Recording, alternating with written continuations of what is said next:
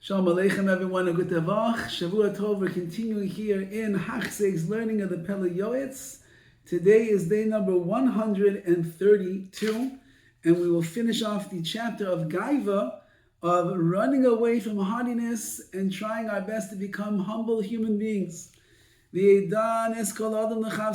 should judge every person favorably. And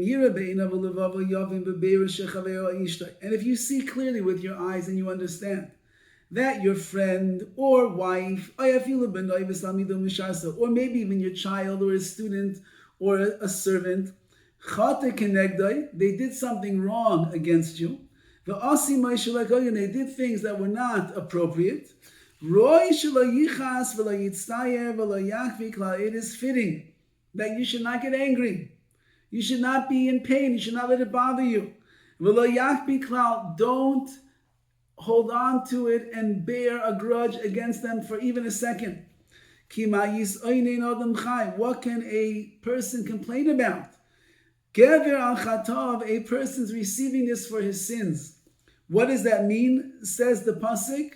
Do you know why someone was able to do something that hurt you or was wrong to you? Because your many sins allowed HaKadosh Baruch Hu to make such a chain of reactions in this world that this person is acting on behalf of Hashem to bring the suffering, the pain, the disappointment, whatever it is to your life. So don't get upset with him.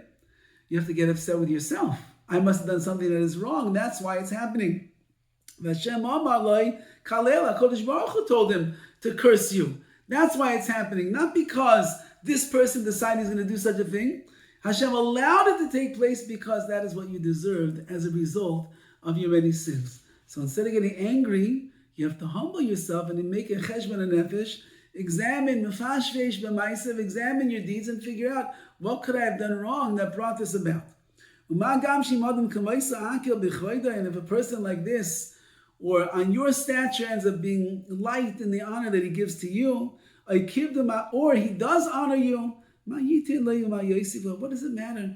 Everything is just vanities and futilities in this world. And ru'us ruach, it's a bad spirit. You're worried about covet, about honor, what they say about you, how they treat you, how they look at you.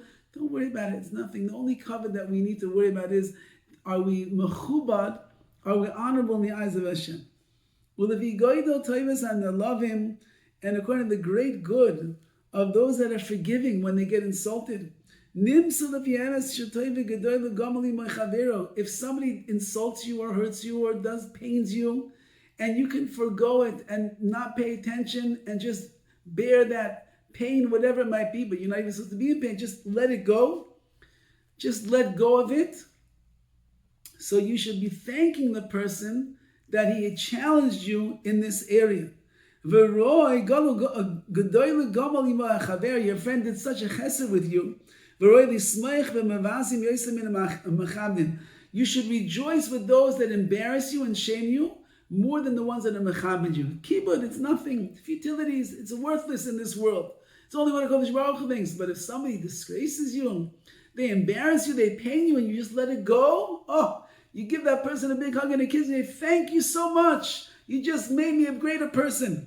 Don't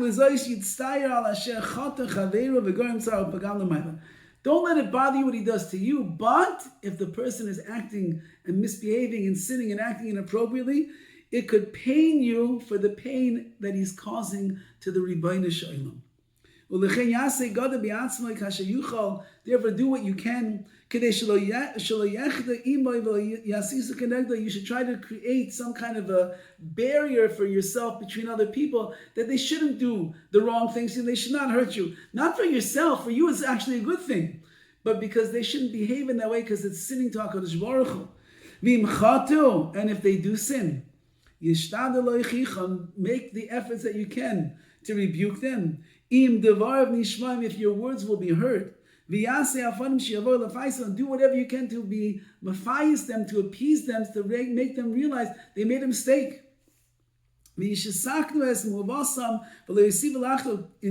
them and instruct them and teach them. They have to fix up the crooked ways that they're going in, and therefore they won't increase and they won't add on to their sins. V'akol b'seder noah ba'oven shelo teitzei takala. And you have to do it all in a nice, calm, compassionate type of a way, so that no takala, no mishap will happen as a result. Tzadrinu v'chil Hashem, that there should be protest, v'chil Hashem. No. If you could do it in a way that will be heard by heard by them, and you do it in a gentle type of a manner that they'll receive your words kindly, go for it. But if they're going to get defensive, and they're going to fight with you, and they're going to scream and yell at you, and make protests, and say, who do you think you are? I know all the terrible things about you. Just leave it alone, says the Pele Yoetz. Chas v'shalom, you don't want to bring Chil Hashem to this world. Any wise person should do things with intelligence. Say over your words with mishpat, with justice.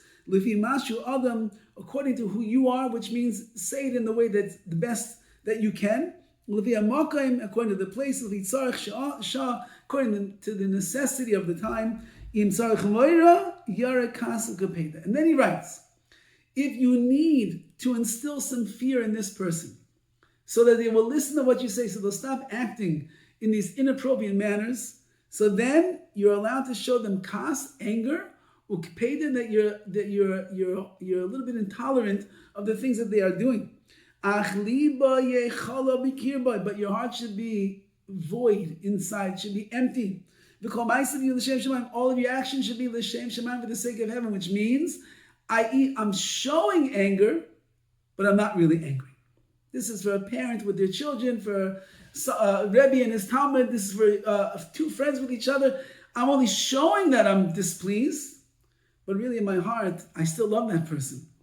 Those that go with purity, Hashem will never withhold good from them.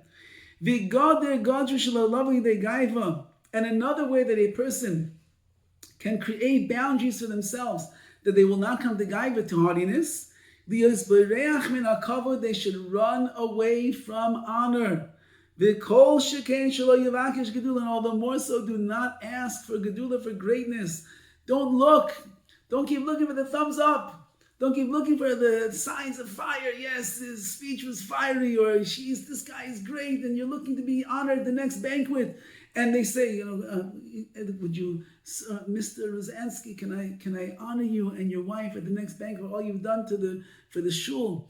And then you put on the fake face of humility. Well, I'm sure there's other people that could really be doing it, but inside you're like, yes, they recognize me. I'm going to be up there. They're going to make a video about me. The 2-minute tribute video, I'm going to be known all across the world. It's great. No, run away, says the Pele Yoetz. Run away from kavod, run away from honor, run away from glory.